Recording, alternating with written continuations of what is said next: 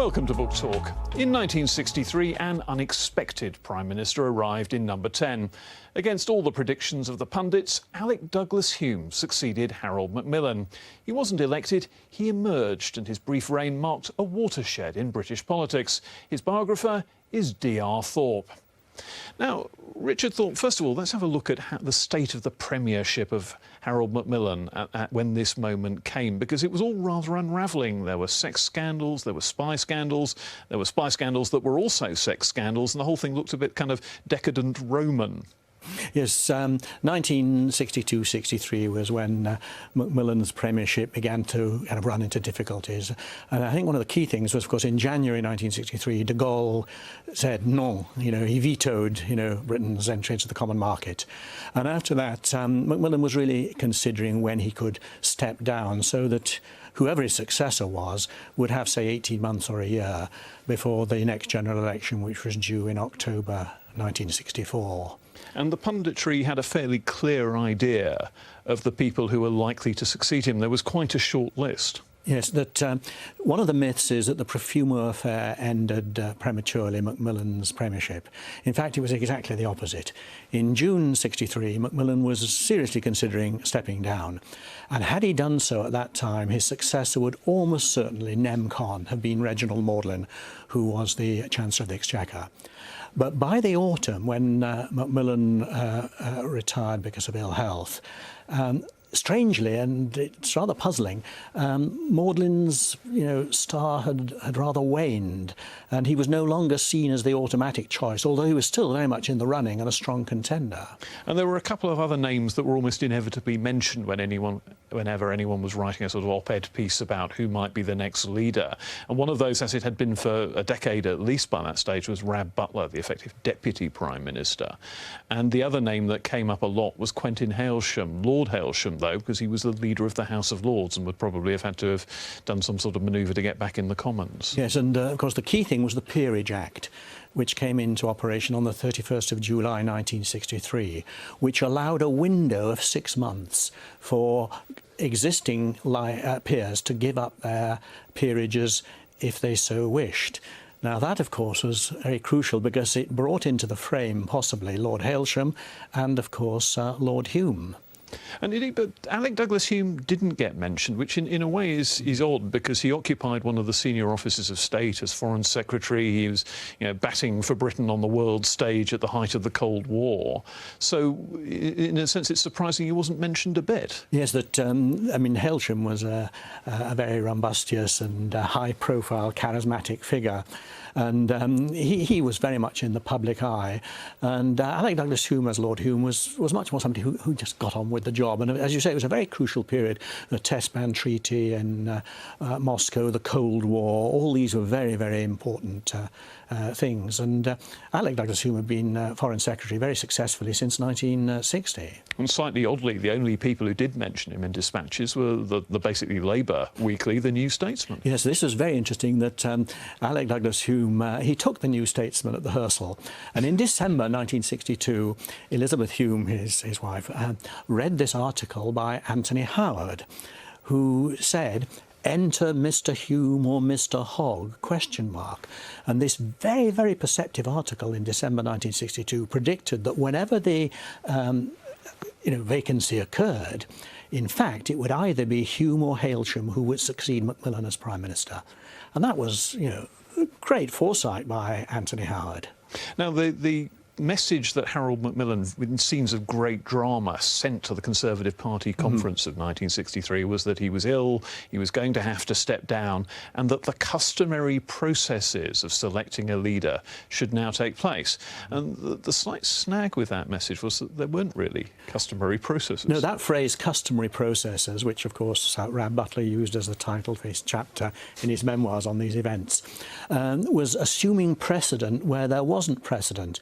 I mean, the key moments when there'd been kind of disputed changes of a Conservative leader, I think 1923 with Stanley Baldwin, 1940 with Winston Churchill, 1955, 1957, it was really one or two people.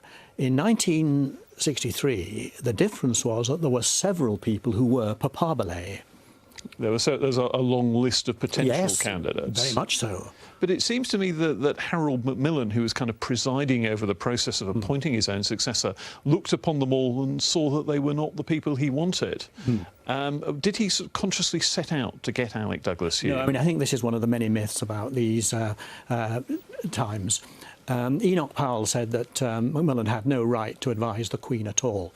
Well, when the Queen, through her assistant private secretary, Sir Edward Ford, says, "I want you to deliver to me a name," and the process was known by the palace as "you choose, we sent for," so that the Queen would not get involved in the internal affairs of the Conservative Party. And so Macmillan arranged something which was not a magic circle at all. I mean, if there was a magic circle, it was a very, very large one, because for the first time in Conservative Party history, the external party, not just the internal, parliamentary party, were consulted, and various people were deputed to consult these different branches of the Conservative Party: the Lords, the Cabinet, the Commons, trade union organisations, there were such in those days, constituency organisations, and all this material came into Macmillan at the King Edward VII Hospital, which he put into a memorandum which he presented to the Queen, and it was a very fair account of what had been discovered during all these, questionnaires that were put out. Because the assumption, perhaps, historical myth, as enshrined in the famous Private Eye cover of an old man in the evening of his days stabbing an old colleague in the back, as they put it. The myth is that he basically wanted to stop his old sparring partner, Rab Butler, from finally becoming Prime Minister, and he had fixed the process to get somebody else. Yes. Well, Rab Butler knew he wasn't going to get it. When I interviewed him once, he said that the only time he was really a possible Prime Minister was in June 1953, when Churchill had his stroke and Anthony Eden, the successor, was in Boston recovering from an operation. And had he pressed for it at that time, when he was virtually acting Prime Minister, acting Foreign Secretary, Chancellor of the Exchequer, a more ruthless person could have pushed for it at that time. In 1957, really, the Cabinet, who were a crucial body then, I mean, they voted 18-2 in favour of Macmillan. And in 1963, I mean, Rab knew he wasn't going to get it. And so, I mean, Macmillan didn't need to kind of block Rab as kind of potential Prime Minister, because he wasn't going to get it, and Rab knew that.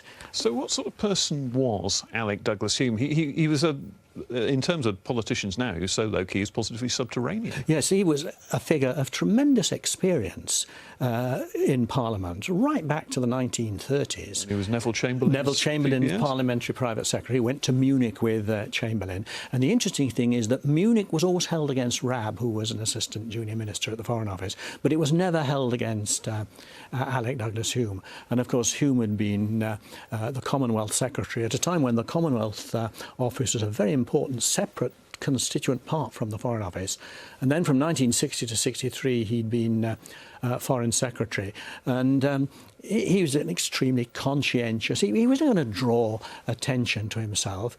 In fact, when he did become Prime Minister, Burke Trent, who was the Cabinet Secretary, said he'd served 5 Prime Ministers, and there was no doubt that Alec Douglas-Hume was the most efficient in the conduct of business and the agenda, and he rated him extremely highly among Prime Ministers. But you have here someone who was, in modern terms, a terrible media performer. You see the famous broadcast he does from Downing Street when he first gets in, and he looks transfixed by the camera, rabbit in front of the headlights kind of style. And he wasn't an obvious election winner, and the Conservatives were heading for what looked like an extraordinarily difficult general election. Yes, I mean, he was the person he was. Simply the thing I am shall make me live, as Shakespeare said, was really his watchword. He didn't try and pretend to be that which he was not. He just was himself, and he was a kind of shy kind of figure, and he learned a lot about television presentation. And interestingly, when he became Prime Minister in October 1963, the Tories were 17% behind in the opinion polls, and when it came to the election a year later, they only lost by 1%. So he directed the party in a direction which made it more attractive. But of course, he was up against Harold Wilson, who must have been the most successful leader of the opposition of the 20th century. I mean, that was really almost the height of his career, 63 to 1964. And the amazing thing was that Wilson didn't win a landslide victory.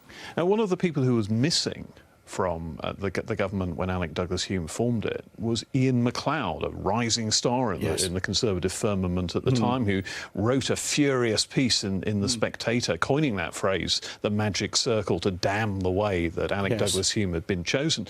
But there is, as you've discovered, a lot more to this tale than meets the eye. Yes, I mean, when Lord Dillon took the votes from all the people in the Cabinet, it is absolutely incontrovertible, and I've seen the actual paper with Dillon's handwriting on it, that Ian MacLeod voted for Hume.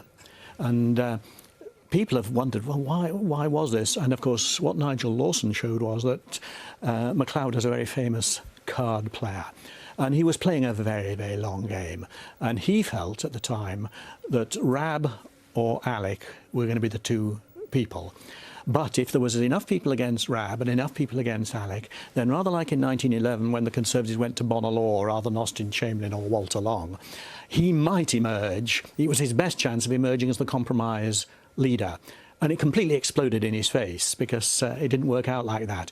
And then he published this tendentious article in The Spectator, very famous, or perhaps more accurately infamous. And Alec Douglas-Hume never forgave him for that. He believed it was the single most important thing in denying the Conservatives a narrow victory at the 1964 election. Did he have, during his very short premiership, because it was just under a year that he was there before Harold Wilson swept his government away, did he have a signal achievement, some sort of signature that he managed to put on the country before his departure? Yes, I think for kind of 6 years there had been a great growth of things like cabinet committees and lots of bureaucracy. And Alec, in government organisation, took an axe to all this red tape.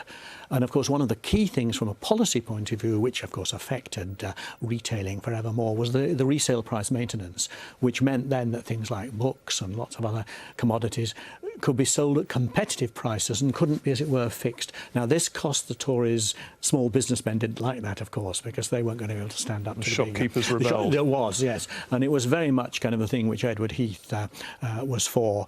And Alec Douglas-Hume could see that this was the way that, retailing should go. And RPM was a very controversial thing, but of course it's now something that's just completely accepted. But in the end, as you were saying a little earlier, his premiership ended in defeat by Labour, but much narrower defeat than anybody expected. And even the 4-vote majority that Labour had in the House of Commons was, if you like, more thinner and more tenuous than it looked. Yes, that another person that Alec Douglas-Hume was rather annoyed with was Peter James, who was an MP in Brighton, and he'd arranged many weeks before that 200 Conservative ladies from his constituency in Brighton would go on a day's shopping expedition to Boulogne, and this was on election day. And 200 of them went off to Boulogne, setting off 6 a.m., not coming back till 11 p.m. And that seat was lost after several recounts by 7 votes. And there were lots of results which were 21, 37, that kind of thing. And it was calculated that if you could have judiciously altered 400 to 500 votes in the midst of all these millions, the Tories could actually have survived, because there were so many very, very narrow Labour things. And the one in Brighton was the one that Alec always remembered, Peter James's one, yeah. Must have rankled. But one thing that did happen during his premiership was that they changed the rules for electing Conservative Party leaders, so there would be no more magic circles, real or imaginary. There would be a straight election. And this was, the architect of this was a then Conservative MP called Humphrey Barclay. Yes, well, actually, Humphrey Barclay was pushing at an open door, and Alec Douglas-Hume was already considering this, because he believed we don't want any more rows like this. We must have a straight, election where everyone knows what votes were counted and what they were. And Humphrey Barclay came to him with this proposal and found that Alec was absolutely on side with this and had already been preparing it. So really, Humphrey Barclay just gave emphasis to the process which Alec was already underway in introducing, which was, of course, to be very, very important in the future arrangement of the party. And thus Edward Heath was elected and made Alec Douglas-Hume his Foreign Secretary in 1970. So he went back to the Foreign Office for a brief afterlife. Like Balfour, after he'd been Prime Minister and coming back as Foreign Secretary, Alec Douglas-Hume was one of those rare figures who kind of came back as Foreign Secretary under his successor. Not a precedent you can imagine being implemented today. Oh, Richard Thorpe, thanks very much indeed for joining us on Book Talk. And Book Talk will be back again next week. Do join us then.